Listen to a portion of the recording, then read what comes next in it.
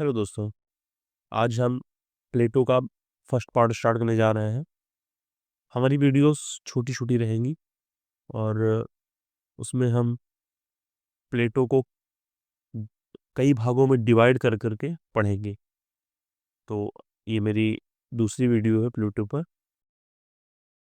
Ancient Greek political thought की systematic और orderly शुरुआत प्लेटो से मानी जाती है। प्लेटो पहले विचारक थे जिन्होंने राजनीति को केवल शासन की प्रक्रिया नहीं बल्कि ज्ञान, नैतिकता और आदर्शों से जुड़ा विषय के रूप में प्रस्तुत किया। प्लेटो का जन्म 428 ईसा पूर्व में एथेंस में हुआ। वो सोक्रेटिस के शिष्य और अरिस्टोटल के गुरु थे। प्लेटो के विचारों को समझने के लिए यह जानना जरूरी है कि वे किस प्रकार राजनीतिक माहौल में जी रहे थे। प्लेटो के समय एथेंस गंभीर राजनीतिक संकट से गुजर रहा था, जहाँ लोकतंत्र था लेकिन व्यवस्था कमजोर थी। राजनीतिक थी जो राजनीति थी वो बहुत ही अस्थिर थी। भ्रष्टाचार था, गुटबाजी थी, सामाजिक असमानता थी। एथेंस भीतर से विभाजित हो चुका था। शासन में कोई स्पष्ट दिशा दिखाई नहीं देती थी। इस संकट को और गहरा किया पेलोपोनेसियन वॉर में स्पार्टा के हाथों एथेंस की हार ने। प्लेटो को एक ऐसा एहसास हुआ कि एथेंस की समस्या बाहरी नहीं बल्कि आंतरिक थी। राज्य की कमजोरी उसके राजनीतिक ढांचे और नेतृत्व से जुड़ी हुई थी।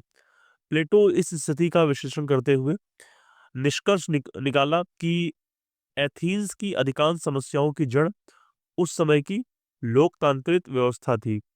उनके अनुसार यह डेमोक्रेसी वास्तव में अज्ञान का शासक बन चुकी थी। शासन करने के लिए किसी विशेष योग्यता की व्यवस्था नहीं थी। कोई भी व्यक्ति कभी भी लॉटरी के माध्यम से भी सत्ता में पहुंच सकता था। प्लेटो ने अपने गुरु सोक्रेटिस की मृत्यु को भी इस लोकतांत्रिक व्यवस्था की विफलता के रूप में देखा।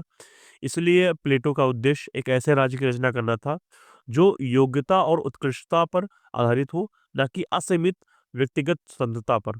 इसी उद्देश्य से प्लेटो ने प्रसिद्ध बुक द रिपब्लिक में आइडियल स्टेट की संकल्पना प्रस्तुत की है। प्लेटो के राजनीतिक दर्शन की बुनियाद उनकी थ्योरी ऑफ नॉलेज है। प्लेटो का मानना था कि राज्य की समस्याओं का मूल कारण अज्ञान है। जब शासन अज्ञानी होते हैं तो वे समाज को सत्ता और धन जैसे सीमित लक्ष्यों की ओर ले जाते हैं। इससे समाज में संघर्ष, प्रतिस्पर्धा और गुटबाजी पैदा होती है। इसके विपरीत यदि शासक ज्ञान, सत्य और सौंदर्य जैसे असीमित मूल्यों का अनुसरण करें तो समाज में संघर्ष नहीं होगा। इसीलिए प्लेटो के अनुसार राज्य का संचालन केवल उन्हीं लोगों के द्वारा किया जाना चाहिए जो अर्थों में ज्ञानी हो। प्लेटो ने ज्ञान को दो प्रकारों से विभाजित किया। पहला है बदलने वाला ज्ञान, जिसे वे वास्तविक नहीं मानते थे। यह केवल ओपिनियन या बिलीफ होता है। दूसरा है अपरिवर्तनीय ज्ञान, जिसे प्लेटो सच्चा ज्ञान मानते थे। यह अस्थायी और शाश्वत होता है।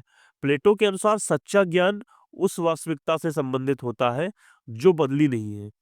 यहीं से उनके दर्शन में आइडिया और अपीयरेंस का भेद होता है।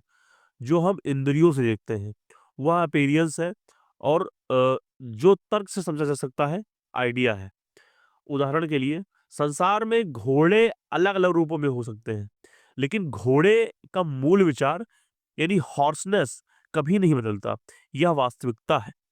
इसी संबंध में प्लेटो ने कहा reality is the shadow of ideas. Plato के समय दर्शन में दो प्रमुख परंपराएं थी, आइडियलिज्म और मटेरियलिज्म। मटेरियलिज्म के अनुसार पदार्थ अंतिम सत्य है और ज्ञान इंद्रियों से प्राप्त होता है। प्लेटो ने इस दृष्टिकोण को अस्वीकार किया।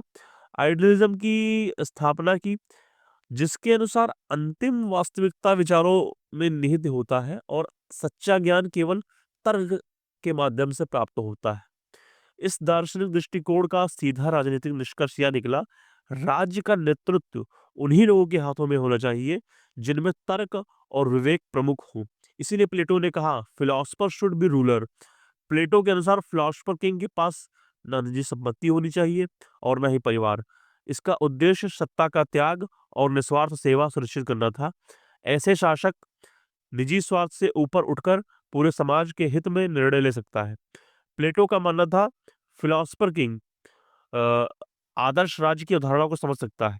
वर्तमान राज्य को धीरे-धीरे उस आदर्श के निकट ले जा सकता है। इसी प्रकार एथेंस जैसे राजनीतिक और नैतिक पतन की स्थिति को जाना जा सकता है। इस प्रकार प्लेटो ने पॉलिटिकल आइडियलिज़्म की नींव रखी और राजनीति का ज्ञान, नैतिकता और तर्क से जोड़कर एक नया और अस्थायी दृष्टिकोण प्रदान किया।